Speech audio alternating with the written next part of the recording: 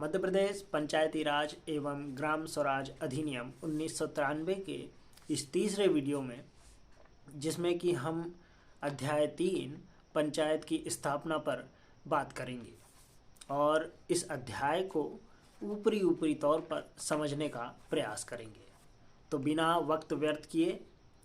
सीधे अध्याय 3 के धाराओं में जो रास्ते बताए गए हैं, जो नियम बताए गए हैं, उन पर बात करते हैं। नमस्कार। तो दोस्तों, अध्याय 3 की धारा 8 ये कहती है कि हर ग्राम के लिए एक ग्राम पंचायत की स्थापना की जाएगी, हर तहसील के लिए एक जनपद पंचायत की स्थापना की जाएगी और हर जिले के लिए एक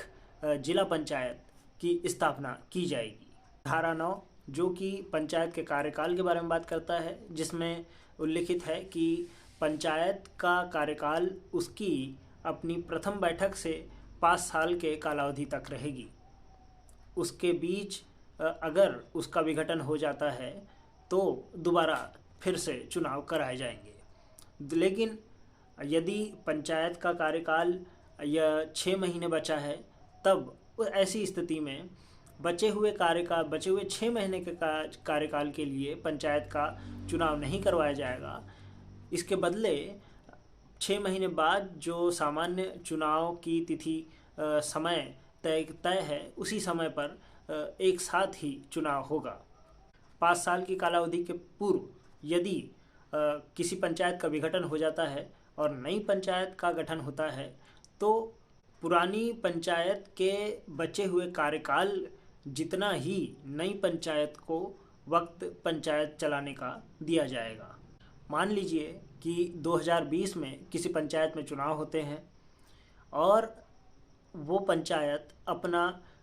2 साल का 2022 तक अपना कार्यकाल पूरा करने के बाद उसका विघटन हो जाता है और फिर उसी समय नई पंचायत का गठन होता है। तो क्या नई पंचायत के लिए फिर से 5 साल उसको चलाने के लिए दिए जाएंगे? नहीं, ऐसा नहीं है। किसी पंचायत के अकस्मात विघटन पर जो नई पंचायत का गठन होगा, उस नई पंचायत को केवल उतना ही वक्त दिया जाएगा जितना कि पुरानी पंचायत के 5 साल के कार्यकाल में बचा हुआ होगा। धारा 10 जिसमें कि पंचायत की स्थापना के बारे में बताया गया है, जो कि राज्यपाल को ये शक्तियाँ प्रदान करता है कि राज्यपाल अधिसूचना द्वारा किसी क्षेत्र को गांव या किसी क्षेत्र को ब्लॉक, जिला या जनपद पंचायत में परिभाषित करके उसे अस्तित्व दे सकता है। इसके अलावा ग्राम पंचायत, जनपद पंचायत और जिला पंचायत के अलावा जो नगर निगम है, नगर पालिकाएँ हैं, नगर पंचायत है, ये पृथक इकाइयों के रूप में कार्य करती रहेगी। धारा 11 जो कि कहती है कि ग्राम पंचायत, जनपद पंचायत और जिला पंचायत की एक अपनी सील होगी, एक अपनी उसकी मुद्रा होगी, जिसके नाम से वो पंचायत पहचानी जाएगी और जिसके नाम से ही उसके द्वारा या उस पर कोई वाद या किसी प्रकार की कोई कार्रवाई चलाई जाएगी। ग्राम पंचायत, जनपद पंचायत और जिला पंचायत का अपने क्षेत्र के भीतर अपना शाश्वत अधिकार होगा और उन्हें ये इस धारा के तहत शक्तियाँ प्रदान की गई है कि अपने क्षेत्र के भीतर वो किसी भी प्रकार की वस्तुएं, संपत्ति या भूमि का उपयोग अपने द्वारा अपने विचार अनुसार कर सकती है। धारा 12 की अगर हम बात करें तो ये धारा कलेक्टर को ये अधिकार देती है कि वो ऐसी व्यवस्था करें कि हर ग्राम में कम से कम 10 वार्डों की स्थापना हो और हर वार्ड का एक अपना सदस्य हो। 1000 व्यक्तियों की जनसंख्या से अधिक वाले जो इलाके होंगे, जो ग्राम होंगे, उनमें अधिकतम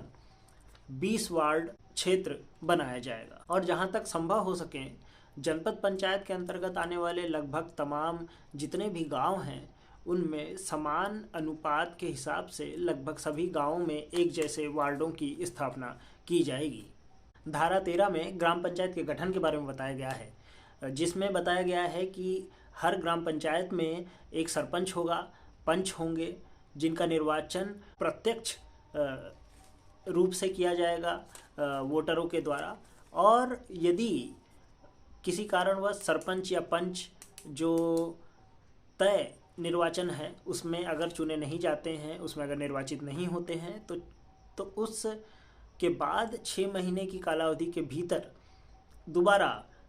चुनाव करवाए जाएंगे और उन्हें चुना जाएगा। यदि मान लीजिए कि किसी कारणवश सरपंच का चुनाव नहीं हो पाता है मगर पंचों का चुनाव हो गया है, तो एक मीटिंग रखी जाएगी जिसमें कि जो अगला सरपंच के चुनाव होते तक उस मीटिंग में जितने भी पंच होंगे अपने में से किसी एक व्यक्ति को सरपंच के रूप में तय करेंगे। टेम्परेरी सरपंच होगा ये, जो कि नए सरपंच के निर्वाचन होने तक उसी समान पद को ग्रहण करेगा जैसा कि एक निर्वाचित सरपंच के पास शक्तियां होती है। यदि मान लीजिए कि दोबारा चुनाव होने पर भी किसी कारणवश पंच और सरपंच का चुनाव नहीं हो पाता है, तीसरी बार उस पद के लिए चुनाव नहीं होगा। उस पद के लिए चुनाव फिर होना है या नहीं ये तय करेगा राज्य निर्वाचन आयोग।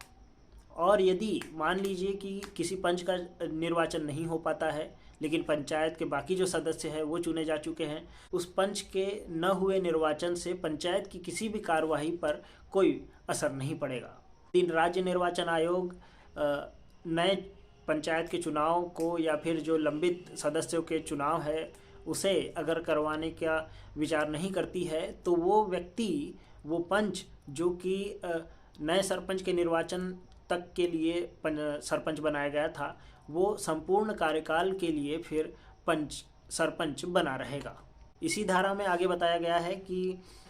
हर पंचायत में SC/ST आरक्षण की व्यवस्था करी जाएगी। जितनी आबादी SC और ST लोगों की उस पंचायत में है, उसी अनुपात में पंचायत के जो सदस्य हैं उतने ही सदस्य प्रतिशत के हिसाब से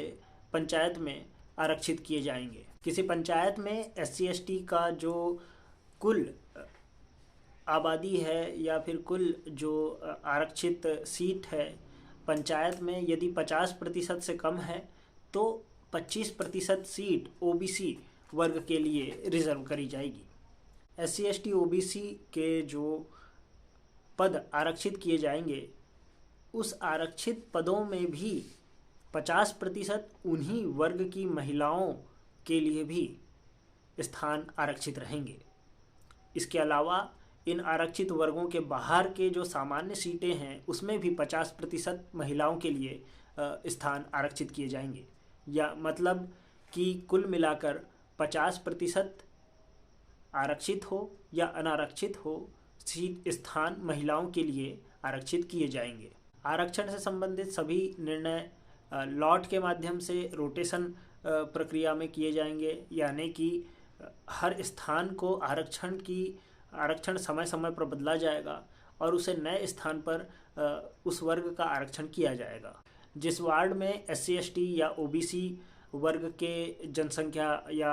आबादी नहीं है उसे आरक्षण की इस व्यवस्था से मुक्त रखा जाएगा। पंचायत के चुनाव में हर वो व्यक्ति हिस्सा ले सकता है या हर वो व्यक्ति उम्मीदवार के तौर पर पंचायत के मैदान में उतर सकता है जो कि किसी भी नियम या किसी भी विधि के अंतर्गत चुनाव लड़ने के लिए अदालत द्वारा या किसी नियम में प्रतिबंधित न किया गया हो। और इसके साथ ही इसमें ये प्रतिबंध भी है कि एक व्यक्ति एक समय पर 2 स्थान से चुनाव नहीं लड़ सकता। इसके आगे बताया गया है कि हर पंचायत में सरपंच और उप सरपंच का चुनाव करवाया जाएगा। हर वो व्यक्ति सरपंच या उप सरपंच का चुनाव लड़ सकता है जो कि पंच बनने के योग्य है। वो व्यक्ति सरपंच और उप सरपंच का भी चुनाव लड़ सकता है। इसके साथ ही वो व्यक्ति चुनाव नहीं लड़ सकता जो कि संसद का या तो राज्य विधानसभा का कोई सदस्य हो या तो किसी सहकारी सोसाइटी का अध्यक्ष या उपाध्यक्ष हो, ऐसे व्यक्ति चुनाव नहीं लड़ सकते। इसके आगे बताया गया है कि जनपद पंचायत में जितने भी ग्राम हैं उनमें चुने जाने वाले जितने भी सरपंच हैं तो उनका आरक्षण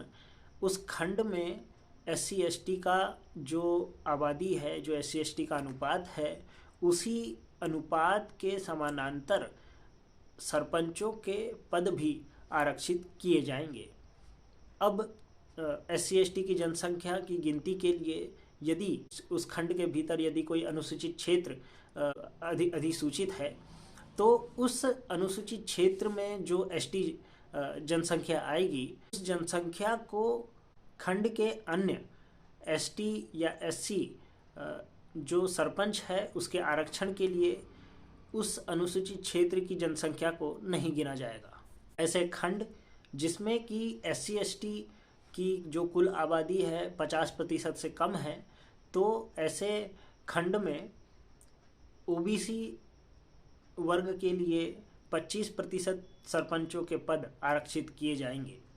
कुल जो आरक्षण है उसमें 50% महिला आरक्षण होगा। ऐसे क्षेत्र जिसमें कि एससी एसटी या ओबीसी की जनसंख्या नहीं है उसमें उसे इस आरक्षण की व्यवस्था से अलग रखा जाएगा। पंचायत का चुनाव होने के बाद उप सरपंच का चुनाव भी तुरंत करवाया जाएगा। यदि मान लेते हैं कि सरपंच एससी एसटी या ओबीसी वर्ग से नहीं आता है तो उप सरपंच निश्चित तौर पर इन्हीं वर्गों में से किसी को बनाया जाएगा। सरपंच या उप सरपंच का पद ग्रहण करने के बाद मान लेते हैं कि यदि वो संसद या तो विधानसभा या तो किसी सहकारी सोसाइटी का अध्यक्ष या उपाध्यक्ष हो गया है, तो ऐसा कोई पद ग्रहण करते ही ये माना जाएगा कि उस सरपंच या उप सरपंच द्वारा अपना पंचायत का पद खाली कर दिया गया। यानी कि सरपंच या उप सरपंच अपने पद पर रहते हुए संसद या विधानसभा या किसी सहकारी सोसाइटी का अध्यक्ष या उपाध्यक्ष नहीं हो सकता। नवनिर्वाचित पंचायत के सदस्यों द्वारा जब प्रथम मीटिंग आयोजित की जाएगी तभी से ये मान लिया जाएगा कि सरपंच ने अपना पद ग्रहण किया और उसी समय से उस पंचायत के 5 साल का जो कार्यकाल है वो भी प्रारंभ हो जाएगा। इसके अतिरिक्त जो नवनिर्वाचित सरपंच होगा उसे जो पुराना सरपंच है ये उसकी जिम्मेदारी है कि नए सरपंच को वो अपने जो नियंत्रण में है उसके जो संरक्षण में अभी तक जो पंचायत से संबंधित किसी प्रकार की राशि या फिर संपत्ति से संबंधित कोई अगर कागजात है या पंचायत से संबंधित किसी भी तरह का पंचायत के संरक्षण में रहने वाले कोई भी अगर दस्तावेज है तो उसे नवनिर्वाचित सरपंच को उसे पूरी लेखा जोखा या पूरे ब्यौरे के साथ देना होगा। यदि जो पुराना सरपंच है नए सरपंच को ऐसी किसी जानकारी देने से इनकार करता है या नहीं दे पाता है तो विहित जो प्राधिकारी है वो पुराने सरपंच को ये आदेश देगी कि वो नए सरपंच को सारी कुछ जो जानकारियां हैं जो उसके पास में अभी तक जो पंचायत की संपत्ति और राशि वगैरह जो कुछ भी होता है वो नए सरपंच को सौंपें। इसके बाद भी यदि पूर्व सरपंच ऐसा करने से मना करता है तो विहित प्राधिकारी के पास ये अधिकार है कि वो पूर्व सरपंच के खिलाफ कार्यवाही की प्रक्रिया प्रारंभ करें। विहित प्राधिकारी यदि पूर्व सरपंच को दोषयुक्त पाए जाने पर अगर चाहे तो उसे 6 साल के लिए पंचायत के किसी भी चुनाव को लड़ने से प्रतिबंधित कर सकती है। इसके साथ ही राज्य सरकार के पास ये शक्तियाँ होगी कि ऐसे प्रतिबंधित किसी पदधारी जो पूर्व पदधारी है जो पुराने जो पंचायत का जो सदस्य रहा है उसकी जो निलंबन की जो कालावधि है उसको कम कर सकती है या तो उसे बढ़ा सकती है। आगे बढ़ते हैं। धारा 20 जो कि पंचायत की कालावधि के बारे में बात करती है, जिसमें बताया गया है कि अपनी प्रथम बैठक से लेकर के 5 साल का कार्यकाल उस पंचायत का प्रारंभ हो जाएगा। यदि किसी कारणवश उस पंचायत का विघटन हो जाता है तो नए चुनाव होने तक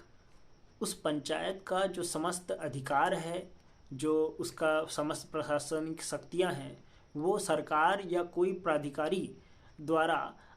उसके नियंत्रण में ले लिया जाएगा और नई पंचायत के गठन तक ये तमाम पंचायत की शक्तियां उन्हीं के पास रहेगी। आगे बढ़ते हैं। धारा 20 पर बात करते हैं, जिसमें कि पंचायत के जो सरपंच है और जो उप सरपंच है उसके विरुद्ध जो अविश्वास प्रस्ताव आता है उसके बारे में बताया गया है। तो इसमें कहा गया है कि सरपंच या उप सरपंच के खिलाफ अविश्वास प्रस्ताव आने पर 2/3 जो कुल सदस्य है पंचायत के उनके द्वारा यदि समर्थन किया जाता है तभी ये प्रस्ताव पास किया जाएगा। और प्रस्ताव पास होने के साथ ही सरपंच और उप सरपंच के पास पंचायत की जो अपने पद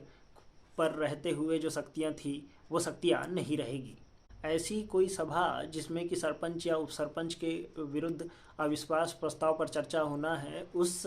मीटिंग की जो अध्यक्षता है वो सरपंच और उप सरपंच जिसके खिलाफ की प्रस्ताव लाया जाना है वो नहीं करेंगे, बल्कि उनके ज़रिए कोई सरकारी अधिकारी उस सभा की अध्यक्षता करेगा। परंतु सरपंच और उप सरपंच के पास ऐसी किसी सभा में बोलने या तो बैठने का अधिकार अवश्य होगा। वो ऐसी किसी सभा में बैठ सकते हैं, ऐसी सभा में अपनी बात बोल सकते हैं, ये अधिकार उनके पास रहता है। अब मान लीजिए कि पंचायत का निर्वाचन हो चुका है, पंचायत की जो बॉडी है वो अस्तित्व में आ चुकी है, पंच निर्वाचित हो चुके हैं, सरपंच निर्वाचित हो चुके हैं, अब उन्हें ग्राम के विकास के लिए कार्य करना है। परंतु मान लीजिए कि किसी द्वेषपूर्ण भावना के कारण ऐसी पंचायत को काम करने ही न दिया जाए और जो उसका जो गठन हुआ है उसके कुछ ही समय बाद उसके खिलाफ अविश्वास प्रस्ताव ला करके सरपंच और उप सरपंच को हटा करके पंचायत को निरस्त कर दिया जाए, तो ऐसे में ग्राम का विकास कैसे संभव है। इसलिए इस अधिनियम के तहत ये सुविधा दी गई है, ये नियम बनाया गया है कि पंचायत के गठन से लेकर के प्रथम मीटिंग से लेकर के जो 2.5 साल का कालावधि होता है, शुरू के जो 2.5 साल है उसमें सरपंच या उप सरपंच के खिलाफ अविश्वास प्रस्ताव नहीं लाया जा सकता। एक बार यदि किसी सरपंच या उप सरपंच के खिलाफ अविश्वास प्रस्ताव लाया जाता है और किसी कारण और मान लीजिए कि वो प्रस्ताव पास नहीं हो पाता है, तो उस सरपंच या पंच के खिलाफ अगली बार 6 महीने की कालावधि तक कोई ऐसा प्रस्ताव नहीं लाया जाएगा। और ना ही पंचायत का जो कालावधि है, मान लीजिए कि 6 महीने के बाद पंचायत का जो सामान्य विघटन है वो होना है, 6 महीने के बाद चुनाव होना है, नए चुनाव में पंचायत जाने वाली है, तो ऐसे बचे हुए 6 महीनों में कोई प्रस्ताव नहीं लाया जाएगा और किसी भी प्रकार का सरपंच या उप सरपंच को नहीं हटाया जा सकता। परंतु मान लीजिए कि प्रस्ताव पास कर दिया जाता है, तो सामान्यतः उसका सीधा सीधा असर तो यही होगा कि जिसके खिलाफ ये प्रस्ताव लाया गया है वो चाहे सरपंच या उप सरपंच हो, प्रस्ताव पास होने के बाद उसके पास उस पद पर रहते हुए जो शक्तियां हैं वो तो नहीं रहेगी, परंतु उस पदधारी के पास ये अधिकार है कि 7 दिन के भीतर, जब कि वो प्रस्ताव पारित हुआ है उस तारीख से लेकर के 7 दिन के भीतर वो जिले के कलेक्टर को इस प्रस्ताव के खिलाफ आवेदन कर सकता है और तमाम जो जांच पड़ताल है वो करने के बाद जिला कलेक्टर ऐसे किसी पदधारी का आवेदन प्राप्त होने की तिथि से लेकर के 30 दिन के भीतर ऐसे किसी मामले में फैसला सुनाएगा और उस कलेक्टर का जो भी फैसला होगा वो अंतिम माना जाएगा कि उसके बाद कोई और उस पर बहस नहीं करी जा सकती और वही फैसला माना जाएगा जो कि कलेक्टर अपने द्वारा लेगा। धारा 21 का में कहा गया है कि कोई सरपंच को ग्राम सभा यदि चाहे तो उसे अपने पद से हटा सकती है। इसे कहते हैं जो प्रतिनिधि है उसे वापस बुलाना। तो ऐसे किसी कार्य के लिए उस ग्राम सभा के गुप्त मतदान द्वारा उस ग्राम सभा के 50% जो वोटर है उन्हें हस्ताक्षर गुप्त मतदान करना होगा सरपंच को हटाने के लिए, तभी सरपंच हटाया जा सकता है। परंतु ऐसी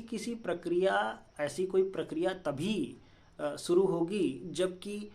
ऐसी किसी प्रक्रिया का उल्लेख करता हुआ कोई जो नोटिस होगा उस पर ग्राम पंचायत की 1/3 जो वोटर का प्रतिशत है, जो उसमें से 1/3 लोगों का ऐसे किसी नोटिस पर हस्ताक्षर होने चाहिए। परंतु ऐसी प्रक्रिया किसी सरपंच का जो 2.5 साल का कालावधि शुरू की होती है उसके बीच में नहीं लाया जा सकता। उसके बाद अवश्य इस पर विचार किया जा सकता है, ऐसा कोई प्रस्ताव लाया जा सकता है या प्रतिनिधि को वापस बुलाया जा सकता है। और ऐसी कोई कार्रवाई तब भी नहीं करी जा सकती जबकि पुराना सरपंच जो था उसे हटा दिया गया है, नया सरपंच बिठाला गया है। लेकिन उस नए सरपंच का जो बचा हुआ कार्यकाल होगा, जो पुराना सरपंच छोड़ करके पंचायत का कार्यकाल गया है,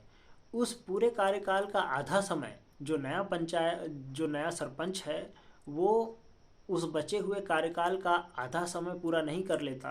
तब तक भी उसके खिलाफ ऐसा कोई कार्रवाई ग्राम सभा के वोटरों द्वारा नहीं की जा सकती। इसी प्रकार से जो वार्ड के पंच होते हैं उन्हें भी जो वार्ड के सदस्य हैं उनमें उन सदस्यों के 50% से ज़्यादा संख्या द्वारा गुप्त मतदान के द्वारा उस पंच प्रतिनिधि को भी वापस बुलाया जा सकता है। ऐसी किसी भी प्रक्रिया, ऐसी किसी भी कार्रवाई होने पर पंच या सरपंच जो जिला का कलेक्टर है उसको 7 दिन के भीतर इसके विरुद्ध आवेदन कर सकता है, और जिसकी जांच पड़ताल करके कि कलेक्टर 30 दिन के भीतर ऐसी किसी कार्रवाई को लेकर के अपना निर्णय सुनाएगा, वो सही है या नहीं, और उस कलेक्टर का निर्णय अंतिम माना जाएगा। इसके आगे बढ़ते हैं। धारा 22 की बात करें, जिसमें कि जनपद पंचायत की स्थापना के बारे में बताया गया है। इसमें बताया गया है कि जनपद पंचायत के जो सदस्य है उसके साथ ही जो उस क्षेत्र का विधायक है,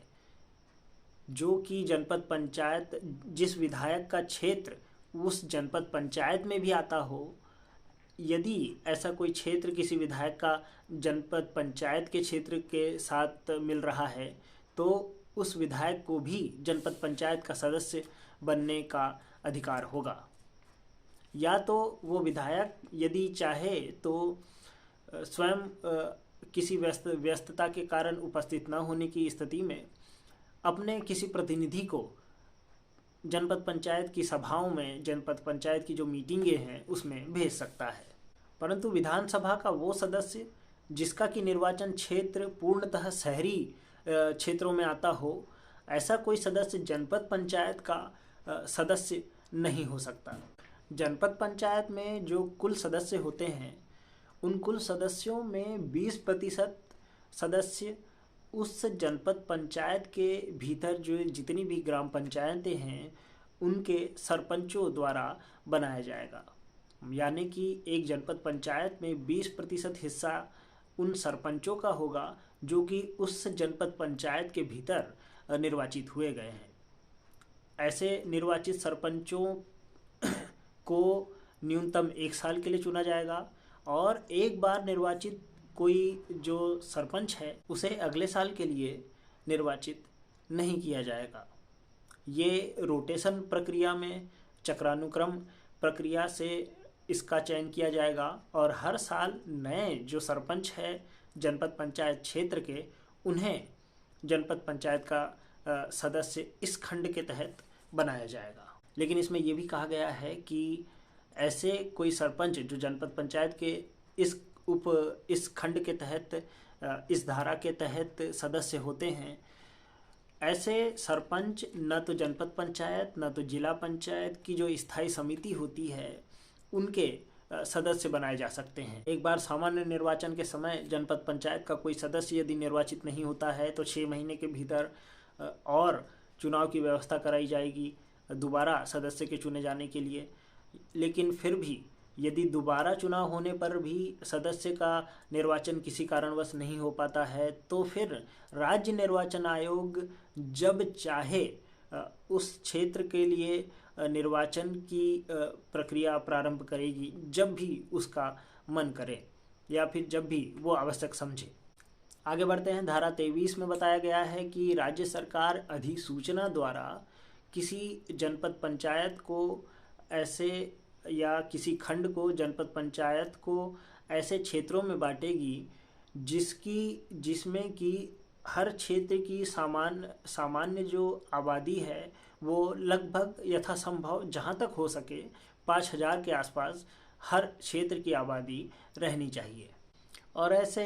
हर क्षेत्र का एक सदस्य निर्वाचित किया जाएगा, और ऐसे क्षेत्र का एक सदस्य निर्वाचित किया जाएगा जो कि जनपद पंचायत का सदस्य होगा। इसके आगे बताया गया है कि जनपद पंचायत जिसकी की जनसंख्या 50,000 से कम है, उसमें केवल अधिकतर ज़्यादा से ज़्यादा हम 10 जो जनपद पंचायत के क्षेत्र हैं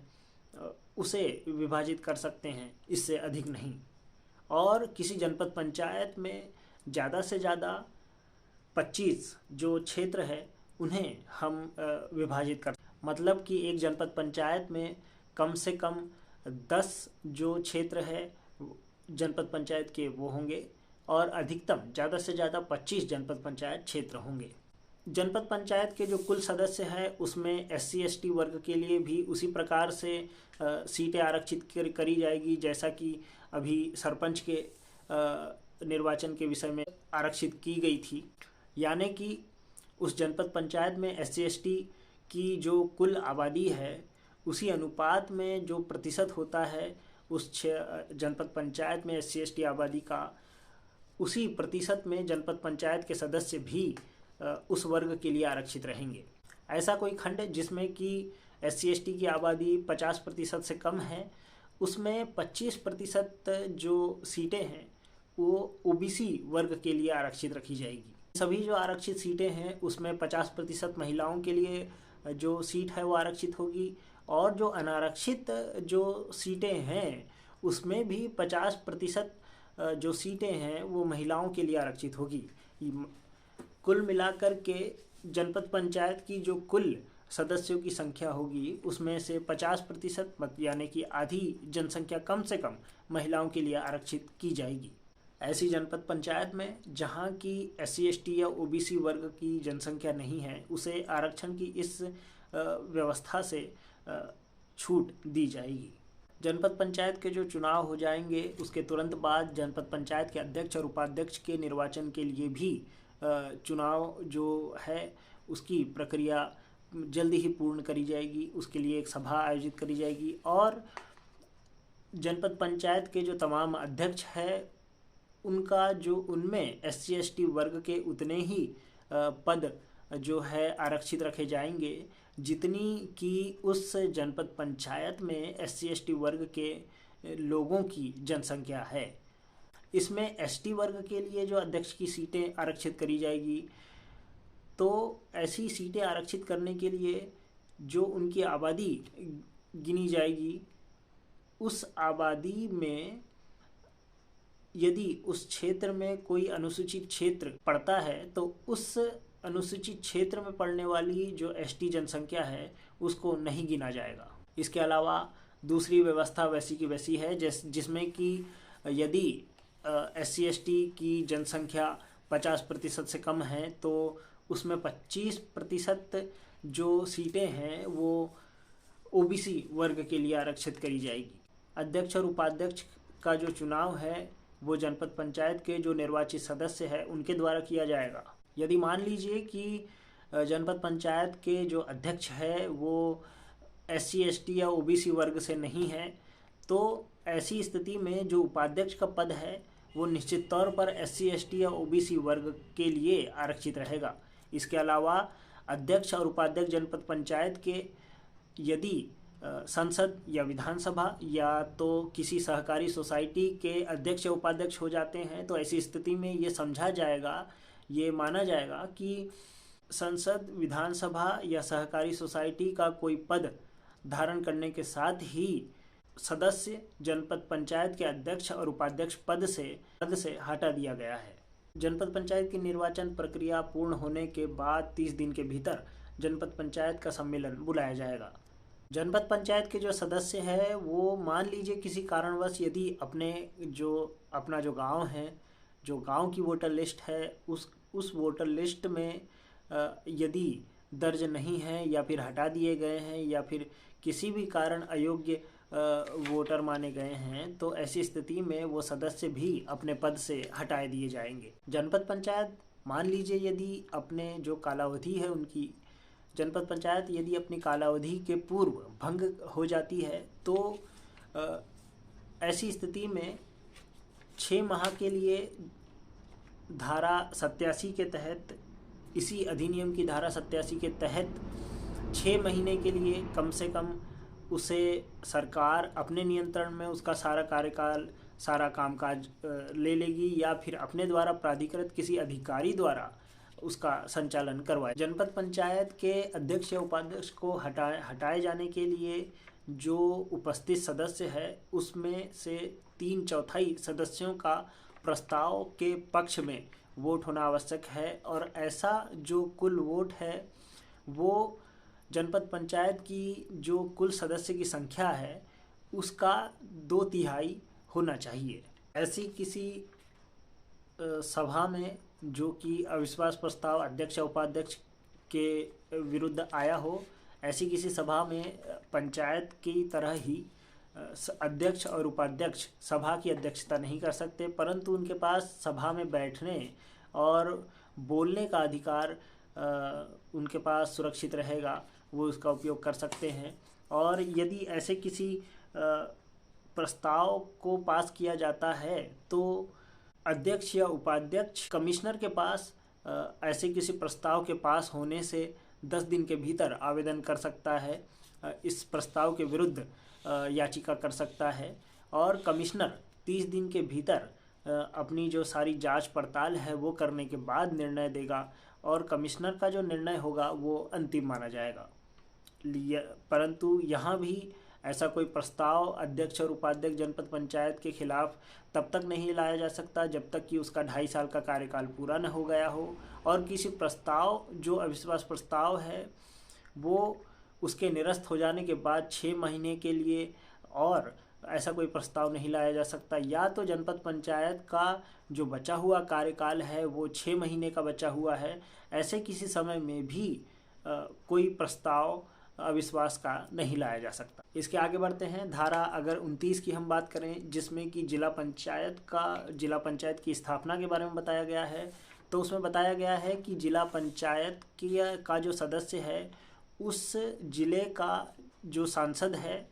वो भी जिला पंचायत का सदस्य होगा यदि उस संसद का निर्वाचन क्षेत्र जिला पंचायत के क्षेत्र में पड़ता हो। साथ ही राज्यसभा सदस्य भी ऐसी किसी जिला पंचायत का सदस्य हो सकता है यदि उस जिला पंचायत के भीतर आने वाले किसी गांव का यदि वो राज्यसभा सदस्य वोटर है तो वो भी जिला पंचायत का सदस्य हो सकता है। परंतु लोकसभा या विधानसभा का वो सदस्य जिसका कि निर्वाचन क्षेत्र पूर्णतः नगरीय क्षेत्र में पड़ता हो और जिसका कि ग्रामीण क्षेत्र में जिसका कि निर्वाचन क्षेत्र नहीं आता है, ऐसा कोई सदस्य जिला पंचायत का सदस्य नहीं बन सकता। साथ ही जो उस जिला पंचायत के भीतर आने वाली समस्त जनपद पंचायतों के जो अध्यक्ष है वो भी उस जिला पंचायत के सदस्य माने जाएंगे। परंतु इस खंड के तहत, इस धारा के तहत यदि वो जिला पंचायत के सदस्य ने मनोनीत किए जाते हैं तो ऐसी स्थिति में वो जिला पंचायत या जनपद पंचायत की किसी भी स्थायी समिति के सदस्य नहीं रह पाएंगे। जिला पंचायत के सदस्य का निर्वाचन होगा। यदि एक बार में निर्वाचन नहीं होता है तो दोबारा 6 महीने के भीतर निर्वाचन किया जाएगा। उसमें भी निर्वाचन नहीं होता है तो राज्य जो निर्वाचन आयोग है ये उसके विवेक पर रहेगा, वो जब चाहे अगला निर्वाचन कर सकती है या तो वो ना करे। जिला पंचायत का कोई सदस्य यदि निर्वाचित नहीं हुआ है तो इस कारण से अध्यक्ष या उपाध्यक्ष के निर्वाचन प्रक्रिया पर कोई फर्क नहीं पड़ेगा। धारा 30 की अगर हम बात करें तो इसमें बताया गया है कि राज्य सरकार अधिसूचना द्वारा किसी जिला पंचायत को क्षेत्र के रूप में अधिसूचित कर सकती है। एक जो जिला पंचायत का क्षेत्र होता है उसमें सामान्यतः हर क्षेत्र में 50,000 के तकरीबन जो जनसंख्या है उसका अनुपात होना चाहिए। हर ऐसे क्षेत्र का एक सदस्य होगा जो कि जिला पंचायत का सदस्य कहलाया जाएगा। और किसी ज़िले की आबादी मान लीजिए 5 लाख से कम है तो ऐसे किसी ज़िले में ज़्यादा से ज़्यादा 10 निर्वाचन क्षेत्र बनाए जाएंगे और किसी भी जिले में ज़्यादा से ज़्यादा 35 जो निर्वाचन क्षेत्र है वो बनाए जा सकते हैं, इससे ज़्यादा नहीं। इसमें भी जो सदस्य है उसमें SC/ST वर्गों के लिए जो आरक्षण है वो भी जनपद पंचायत और सरपंच के लिए आरक्षित है, उसी तरह होगा। उस ज़िले में जितनी SC/ST की आबादी होगी उतनी ही उस जिला पंचायत के सदस्यों का अनुपात भी होगा। ST वर्ग के लिए जो सीटें आरक्षित होगी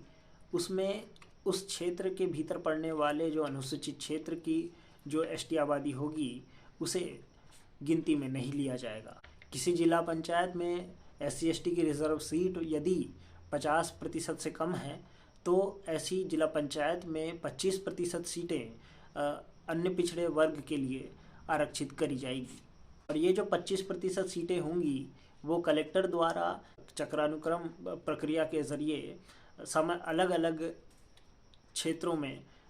हर अलग अलग निर्वाचन के वक्त तय करी जाएगी, जो कि लॉट के ज़रिए तय करा जाएगा। इसमें भी जो तमाम आरक्षित पद है उसमें 50% जो पद है वो महिलाओं के लिए रहेंगे। इसके अलावा जो अनारक्षित पद है उसमें भी 50% महिलाओं के लिए आरक्षित रहेंगे। कुल मिलाकर के कि जो कुल जनसंख्या है जिला पंचायत की उसमें 50% महिलाओं के लिए आरक्षित होगा। साथ ही ऐसा कोई क्षेत्र जिसमें कि SC/ST OBC आबादी नहीं है उसे आरक्षण की इस व्यवस्था से मुक्त रखा जाएगा। इसके अलावा जिला पंचायत का जो अध्यक्ष और उपाध्यक्ष का जो पद है वो निर्वाचन आयोग द्वारा निर्वाचित करा जाएगा, जो कि उसी अनुपात में होगा जिस अनुपात में पूरे प्रदेश में जो SC और ST वर्ग की जो आबादी है उसी अनुपात में समस्त जिलों के अध्यक्ष के पद भी उसी वर्ग के लिए SC/ST वर्ग के लिए आरक्षित रखे जाएंगे। अब इसके लिए समस्त जो ऐसे क्षेत्र है अनुसूचित क्षेत्र जिसमें कि ST आबादी भी रहती है उन सभी को इन अध्यक्षों के पद के लिए जो ST आबादी का गिना जाना है अनुपात निकालने के लिए उसमें इन अनुसूचित क्षेत्र की ST जनसंख्या को भी गिना जाएगा। इन समस्त आरक्षित पदों में भी 50% पद जो है वो महिलाओं के लिए आरक्षित होंगे। 25% जो वहाँ की सीटें हैं वो OBC वर्ग के लिए आरक्षित होगी। इसके अलावा ऐसे क्षेत्र जहाँ SC/ST OBC की जनसंख्या नहीं है उसे इस आरक्षण से मुक्त रखा जाएगा। ऐसा जिला जहाँ की अध्यक्ष SC/ST या OBC वर्ग का नहीं है वहाँ उपाध्यक्ष निश्चित तौर पर इन तीनों में से किसी एक वर्ग का व्यक्ति चुना जाएगा। जिला पंचायत अध्यक्ष या उपाध्यक्ष यदि संसद, विधानसभा या सहकारी सोसाइटी का अध्यक्ष या उपाध्यक्ष बन जाता है तो ऐसी स्थिति में उसे जिला पंचायत का अध्यक्ष या उपाध्यक्ष का पद छोड़ना होगा। धारा 33 क में कहा गया है कि आरक्षण संबंधी समस्त जो प्रक्रिया है वो विहित जो प्राधिकारी है उनके द्वारा तय किया जाएगा राज्य सरकार की पूर्व सहमति के बाद, और जो चुनाव की प्रक्रिया है उसके पूर्व होने के पहले ऐसे सभी व्यवस्था आरक्षण से संबंधित करी जाएगी। जिला पंचायत के निर्वाचन हो जाने के बाद 30 दिन के भीतर सभा का आयोजन किया जाएगा। किसी कारणवश यदि अपना जो कार्यकाल है उसके पूर्व जिला पंचायत का विघटन होता है तो ऐसी स्थिति में धारा 87 के तहत 6 माह के लिए, जब तक कि नया निर्वाचन जिला पंचायत का नहीं हो जाता तब तक के लिए समस्त जो जिला पंचायत की शक्तियां हैं वो राज्य सरकार स्वयं के पास या फिर अपने द्वारा प्राधिकृत किसी अधिकारी को समस्त जो शक्तियां हैं जिला पंचायत की वो सौंप देगी। जिला पंचायत के अध्यक्ष और उपाध्यक्ष के विरुद्ध अविश्वास प्रस्ताव को 3/4 के बहुमत जो उपस्थित सदस्य होंगे उसके 3/4 के बहुमत से पारित करना आवश्यक अनिवार्य होगा।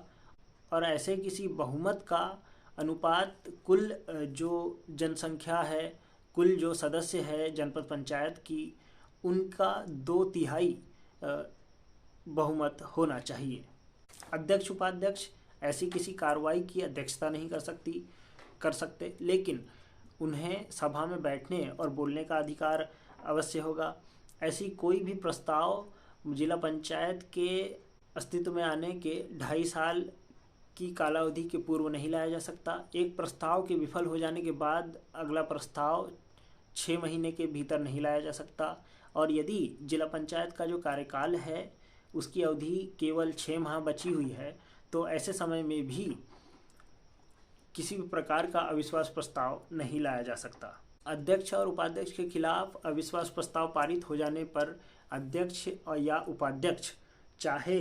तो 15 दिन के भीतर सरकार को प्रस्ताव जो पास हुआ है उसके खिलाफ अपना आवेदन कर सकती है और राज्य सरकार 45 दिन के भीतर अपना जांच और पड़ताल करने के बाद अपना निर्णय सुनाएगी और राज्य सरकार का जो निर्णय होगा वो अंतिम माना जाएगा। इसके अलावा धारा 36 में बताया गया है कि कोई सदस्य किन किन स्थितियों में सदस्य के रूप में योग्य नहीं माना जाएगा। यदि उसके खिलाफ दोष सिद्ध हुआ है सिविल अधिकार संरक्षण अधिनियम 1955 के तहत, या वो नशीले पदार्थ का उपयोग या सेवन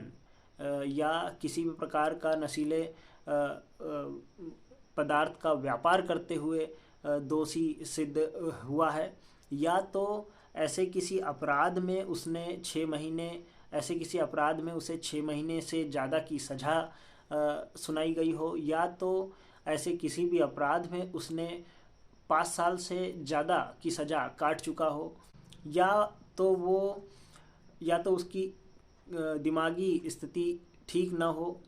जो कि पागलपन की स्थिति की तरह हो, या तो वो दिवालिया घोषित हो चुका हो, या तो दिवालिया घोषित किए जाने के लिए उसने आवेदन किया हो, या तो पंचायत का किसी भी प्रकार का टैक्स उस पर बकाया हो, या तो पंचायत या राज्य सरकार या किसी भी सार्वजनिक भूमि का उसने अतिक्रमण किया हो, या ऐसा कोई पद जो कि पंचायत के अधीन किसी लाभ का पद हो, या किसी सहकारी सोसाइटी का अध्यक्ष या उपाध्यक्ष, या राज्य या केंद्र सरकार के किसी नियंत्रणाधीन जो उपक्रम है, पब्लिक सेवा के जो उपक्रम है उसमें सेवा दे रहा हो, या उस सेवा से कृषि भ्रष्टाचार के आरोप के तहत निकाला गया हो। इसमें केवल मध्य प्रदेश भू राजस्व संहिता के तहत जो पटेल की पदवी होती है उसे इससे कोई फर्क नहीं पड़ेगा। पटेल पद पर नियुक्त किए जाने वाले व्यक्ति इस तरह के प्रतिबंधों से बाहर रहेंगे। इसके साथ ही वो व्यक्ति जो पंचायत के साथ या उसके द्वारा या उसकी ओर से भर्ती या संविदा में कोई हित रखता हो, ऐसा व्यक्ति भी सदस्य के तौर पर अयोग्य माना जाएगा। इसके अलावा मध्य प्रदेश सोसाइटी रजिस्ट्रीकरण अधिनियम 1973 में किसी सहकारी सोसाइटी में जो पंचायत के साथ संविदा करेगी या जिसे पंचायत द्वारा या पंचायत की ओर से नियोजित किया जाएगा, उसमें यदि उस व्यक्ति का कोई शेयर हो तो भी उसे अयोग्य नहीं माना जाएगा। ऐसे समाचार पत्रों का मालिक जिसमें कि पंचायत के कार्यकलाप संबंधी विज्ञापन दिया जाता है, इन कुछ बातों के लिए उसे अयोग्य नहीं माना जाएगा। परंतु ऐसे व्यक्ति जो कि पंचायत द्वारा कोई वेतन प्राप्त करते हो, या तो जिसे कोई संक्रामक बीमारी हो, या तो जो विदेशी राज्य का नागरिकता जिसने प्राप्त कर लिया है, या तो विदेशी राज्य के प्रति वफादारी को स्वीकार किया है, या तो जिसे धारा 130 के तहत निर्वाचन के लिए प्रतिबंधित किया गया हो, या किसी भी अन्य विधि द्वारा उसे निर्वाचन के लिए प्रतिबंधित किया गया हो, या पंचायत के विरुद्ध किसी विधि व्यवस्था में नौकरी उसने स्वीकार कर ली हो, पंचायत या जो समिति की सभाओं में अनुपस्थित रहता हो। इन सब किसी मामले में शिकायत होने पर जब तक कि ग्राम पंचायत और जनपद पंचायत के मामले में कलेक्टर और जिला पंचायत के मामले में कमिश्नर ऐसे किसी व्यक्ति को अयोग्यता को स्वीकृति नहीं देता, तब तक सदस्य पद पर बना रहेगा। किसी भी सदस्य को उसे सुने जाने के पूर्व निलंबित नहीं किया जाएगा। कमिश्नर या तो कलेक्टर द्वारा किसी भी तरह के निलंबन के विरुद्ध सदस्य चाहे तो कमिश्नर या राजस्व मंडल को आवेदन कर सकता है। जो आवेदन की उसे 30 दिन के पूर्व उसके निलंबन के आदेश से 30 दिन के पूर्व उसे करना होगा। कोई पंच यदि पद को त्यागना चाहता है तो सरपंच को आवेदन कर सकता है। जनपद पंचायत या जिला पंचायत का कोई सदस्य यदि पद को त्यागना चाहता है तो वो जिला पंचायत या जनपद पंचायत के अध्यक्ष को आवेदन कर सकता है। इसके अलावा यदि सरपंच या जनपद पंचायत का अध्यक्ष या जिला पंचायत का अध्यक्ष पद त्यागना चाहता है तो उसे विहित जो प्राधिकारी है उसे पद त्यागने का आवेदन देना होगा। ऐसे किसी दिए गए त्याग पत्र को जिसके भी पास दिया गया है उसके द्वारा स्वीकार किए जाने के पूर्व उस त्याग पत्र को अगर चाहे तो सदस्य, अध्यक्ष या उपाध्यक्ष या सरपंच वापस उसे ले सकता है। किसी भी ऐसे पद को जो कि मृत्यु होने पर, त्यागपत्र होने पर या तो किसी और संस्था का सदस्य होने पर जो पद रिक्त हो जाता है उसे यथाशीघ्र चुनाव द्वारा, निर्वाचन द्वारा भरा जाएगा। सरपंच के मामले में सचिव, प्राधिकारी द्वारा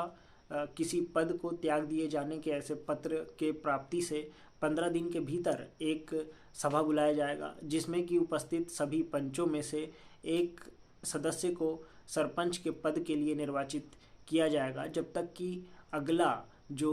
पंचायत का निर्वाचन है जिसमें कि सरपंच का चुना जाना है उसमें सरपंच चुना नहीं जाता तब तक पंचों में से ही कोई एक व्यक्ति सरपंच का पद ग्रहण करेगा। यदि सरपंच का पद आरक्षित था तो नया जो निर्वाचन होगा या कोई सदस्य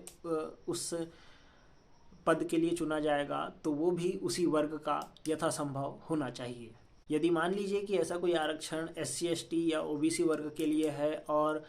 इस वर्ग का कोई अन्य सदस्य निर्वाचित किए जाने के लिए उपस्थित नहीं है तो ऐसे में ऐसे वर्ग से या तो इन जो आरक्षित वर्ग है उनके बाहर से किसी सदस्य को उस पद पर बिठाला जाएगा।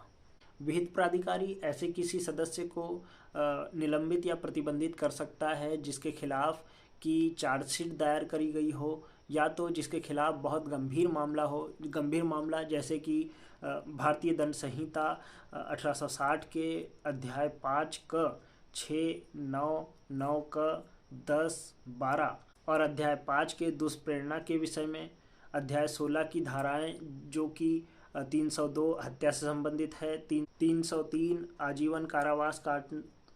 कारावास काटते हुए हत्या करना है, 304 ख दहेज मृत्यु के अपराध से संबंधित है, 305 जो कि बच्चों या उन्मत्त व्यक्ति को आत्महत्या के लिए उकसाना है, 306 जो कि आत्महत्या के लिए उकसाने से संबंधित अपराध है, 366 का जो कि किसी नाबालिग बच्ची को किसी भी प्रकार के दुष्कर्म के लिए उकसाने से संबंधित अपराध है, 366 ख जो कि विदेश से लड़की आयात करने से संबंधित कोई अपराध है, 373 से 377 जो कि वैश्यावृत्ति से संबंधित अपराध से संबंधित धाराएं हैं उसके तहत चार्जशीट दायर करी गई हो। इसके अलावा अध्याय 17 की धाराएं 395 से 398 जो कि डकैती से संबंधित अपराध की धाराएं हैं, या तो स्त्री या बालकों से किए गए किसी दुष्कर्म से संबंधित कोई चार्जशीट अगर दायर करी गई है तो ऐसे किसी चार्जशीट के आधार पर विहित प्राधिकारी सदस्य को चाहे तो निलंबित कर सकता है या तो उसे 6 साल की अवधि के लिए पंचायत के निर्वाचन से प्रतिबंधित भी कर सकता है।